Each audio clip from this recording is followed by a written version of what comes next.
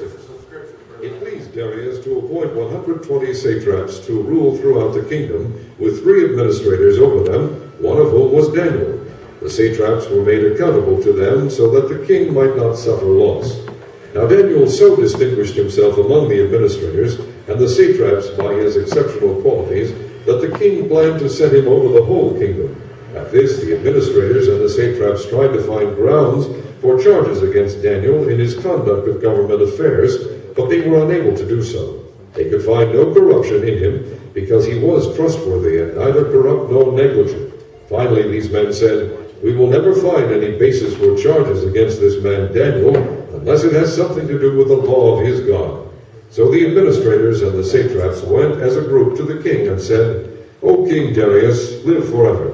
The royal administrators, prefects, satraps, advisors, and governors have all agreed that the king should issue an edict and enforce the decree that anyone who prays to any god or man during the next 30 days, except to you, O king, shall be thrown into the lion's den. Now, O king, issue the decree and put it in writing so that it cannot be altered, in accordance with the laws of the Medes and Persians, which cannot be repealed." So King Darius put the decree in writing. Now when Daniel learned that the decree had been published, he went home to his upstairs room where the windows opened toward Jerusalem. 3 times a day he got down on his knees and prayed, giving thanks to his God, just as he had done before. Then these men went as a group and found Daniel praying and asking God for help. So they went to the king and spoke to him about his royal decree. "Did you not publish a decree that during the next 30 days, anyone who prays to any god or man except to you, O king, would be thrown into the lion's den?" The king answered, "The decree stands in accordance with the laws of the Medes and Persians, which cannot be repealed." Then they said to the king, "Daniel, who is one of the exiles from Judah, pays no attention to you, O king, or to the decree you put in writing. He still prays 3 times a day." When the king heard this, he was greatly distressed. He was determined to rescue Daniel, and made every effort until sundown to save him. Then the men went as a group to the king and said to him, "Remember, O king, that according to the law of the Medes and Persians, no decree or edict that the king issues can be changed." So the king gave the order, and they brought Daniel and threw him into the lion's den. The king said to Daniel, "May your God, whom you serve, continually rescue you." A stone was brought and placed over the mouth of the den, and the king sealed it with his own signet ring and with the rings of his nobles, so that Daniel's situation might not be changed. Then the king returned to his palace and spent the night without eating and without any entertainment being brought to him, and he could not sleep. At the first light of dawn, the king got up and hurried to the lion's den. When he came near the den, he called to Daniel in an anguished voice, "Daniel, servant of the living God, has your God, whom you serve, continually been able to rescue you from the lions?" Daniel answered, "O king, live forever. My God sent his angel, and he shut the mouths of the lions. They have not hurt me, because I was found innocent in his sight, nor have I ever done any wrong before you, O king." The king was overjoyed and gave orders to lift Daniel out of the den. And when Daniel was lifted from the den, no wound was found on him, because he had trusted in his God. At the king's command, the men who had falsely accused Daniel were brought in and thrown into the lion's den, along with their wives and children. And before they reached the floor of the den, the lions overpowered them and crushed all their bones. Then King Darius wrote to all the peoples, nations.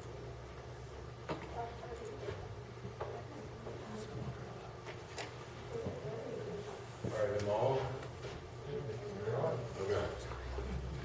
I can't hear from here, so now I do. All right. So, good evening. I just want to welcome everybody to tonight's praise service. I want to thank everybody for coming out. I do want to point out one specific one for being here tonight. If you all turn and recognize my biggest fan, who's back in the back corner.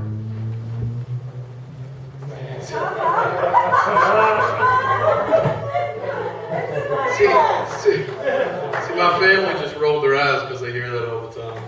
Just different things like that. So, that's a dad joke, sorry. So anyway, that went way better than I thought it was going to. So most of you probably know, some of you don't know. In November, I take a trip to North Carolina and go hunting. So there's this one particular story that I want to tell about when I was down there. So I was I was going to a new stand that I hadn't been to before at all this year, and I've only hunted it one other time before. And I was bow hunting, so I had my bow, I had my archery gear, I had that stuff with me. I climb up in a stand, and it's early November, so not all the foliage is off the trees. And when I get up to the stand and start to get settled in, one of the first things that I do is I start looking around for where I can get a shot at. I try to, prepare before something happens, and I'm looking and I can see I have a shot here.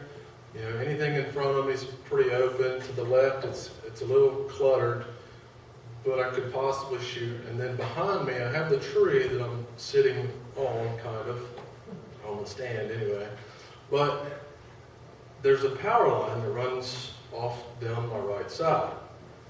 So initially, when I look behind me, I'm like, probably can't shoot anything back there, so I'm not even gonna really look back there. So I get settled, I sit down, and I'm looking around, and it's really windy.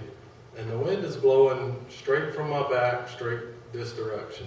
If you're a hunter, you know that wind plays a huge part of things. So I'm sitting there, and about 45 minutes later, I just take a glance behind me, and there stands a deer. And right away, I didn't even think anything about it because I just seen deer. So I grab my binoculars, I turn and look, and it's a really big buck. And of course, he's behind me where I had already said I wasn't going to be able to shoot. So now I'm scurrying, trying to figure out a way how I can shoot behind me, because this is the biggest deer that I've ever laid eyes on, while I'm hunting.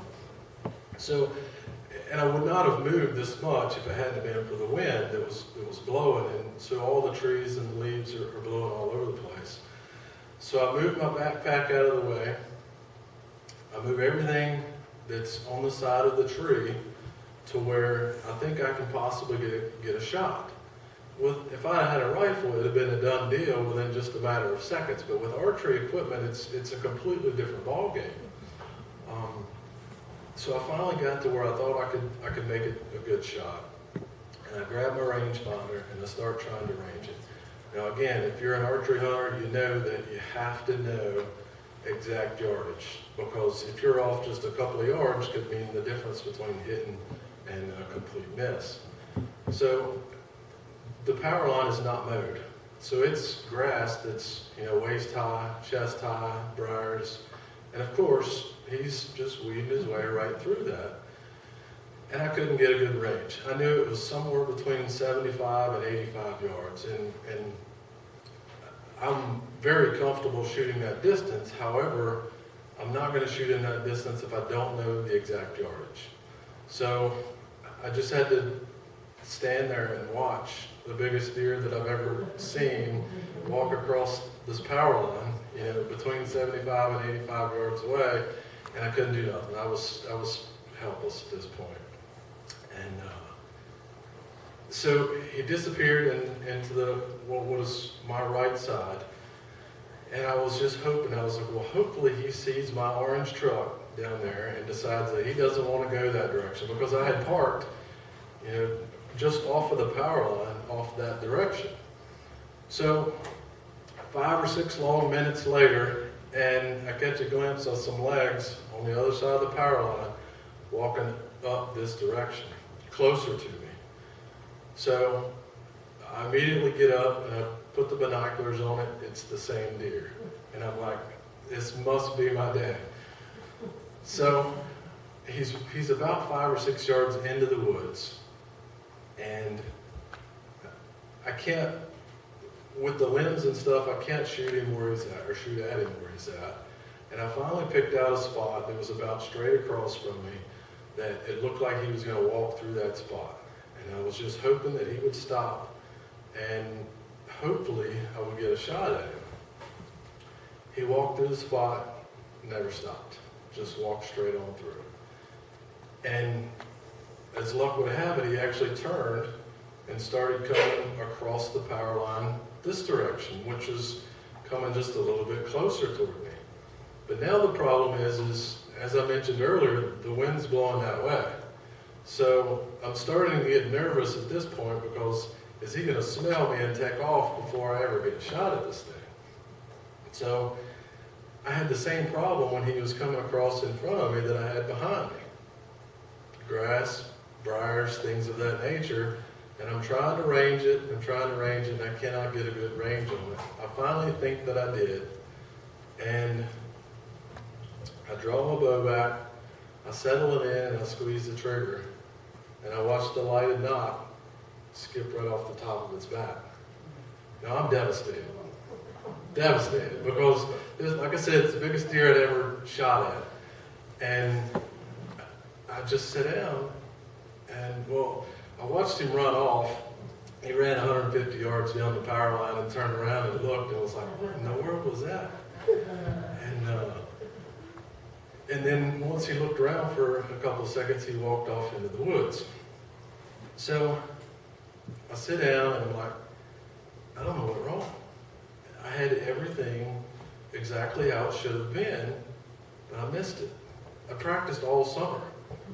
Some of you guys know I've thousands and thousands of shots this past summer, different ranges and stuff that I'd shot at, and I missed it. And I just could not understand why I missed it. And so I sat there about 10 or 15 minutes, and I finally decided I'm going to go down here and get my arrow. So I walked down, grabbed my arrow, I walked to wherever the deer was standing. I had my rangefinder with me, and I ranged back up to the tree. I shot at him thinking he was 44 yards. I ranged back up to the tree, and it was 36. So that's why I missed it. So I grabbed my arrow, and maybe you're not a hunter, so maybe you don't understand, the feeling that I was feeling at this point. But, imagine, going and doing something for a month straight for the last 20 years and having the opportunity, to finally get something that you were after and coming up that much short. So, that's how I was feeling. So I made my way back up to the stand, and not making this up, I made my way back up to the stand and I sit down. And the first thing I did was like, Lord, thank you. Thank you for the opportunity to harvest one of your majestic creatures. It did not turn out the way that I wanted it to, but thank you for that opportunity. So tonight, what I want to talk about is giving thanks in difficult situations. Now, obviously, the situations that we'll probably face in our life are probably going to be a little bit different than the one that I just spoke of. But according to Merriam-Webster, the definition of thankfulness is conscious of benefit received, expressive of thanks, and well pleased. So, quick question: how many of your parents taught you to say please and thank you? Quick raise a hand. All right. So, with a holiday like Thanksgiving not even out of a rearview mirror yet, being thankful should be fresher on our mind. Or is it?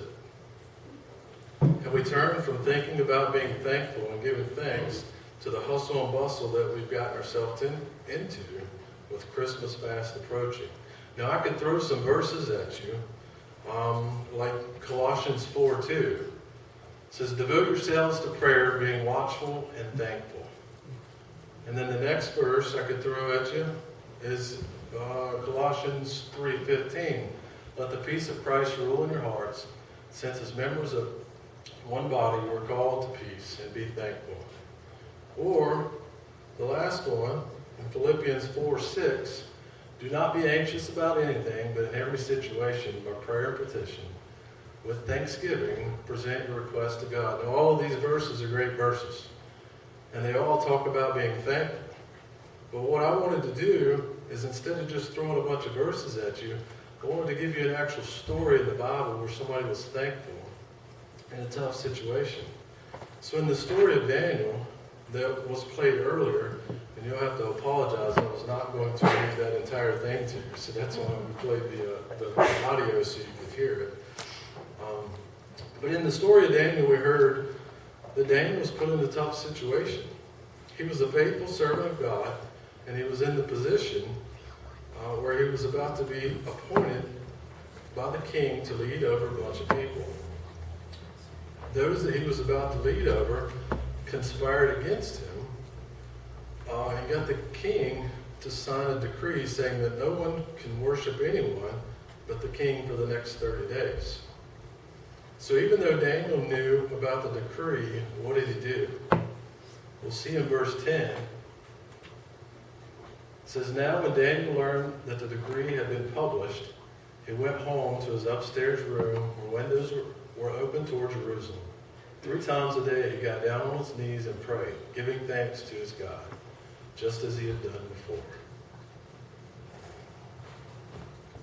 So he got down on his knees and prayed, giving thanks to his God. So how many times in difficult situations do we pray? Probably all of them, right? But how many times in difficult situations do we give thanks to God? Seldom, maybe never. You know, we will surely pray during those difficult times, but we likely don't give thanks. I think we can learn a lot from Daniel here. When put in possible life or death situation, the first thing that he does is give thanks to God. Because it's amazing to me that it points that out in those verses. It could have just said that he went and prayed, but it didn't. It said he went and prayed, giving thanks to his God. I lost my place. Now, thankfully, none of us will probably be faced with being thrown in the lion's den. But we all have our own difficult situations. Sickness, death, financial difficulties, relationship issues. There are lots of things that we'll face. But even through these difficult situations that we should definitely be praying about, we still have so much to be thankful for. Every person in this room has more things to be thankful for than we probably even realize. Now, Calla had a job to do. Now, don't think that she did it. You did it? Yep. So everybody has a piece of paper? Mm-hmm. Outstanding. Good job, Calla. So, how many of you have heard this song before? Count your blessings. Okay, we got a couple. So, I was looking.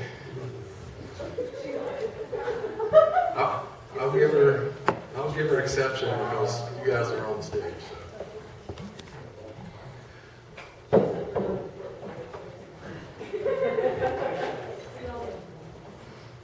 All right, so this is a song that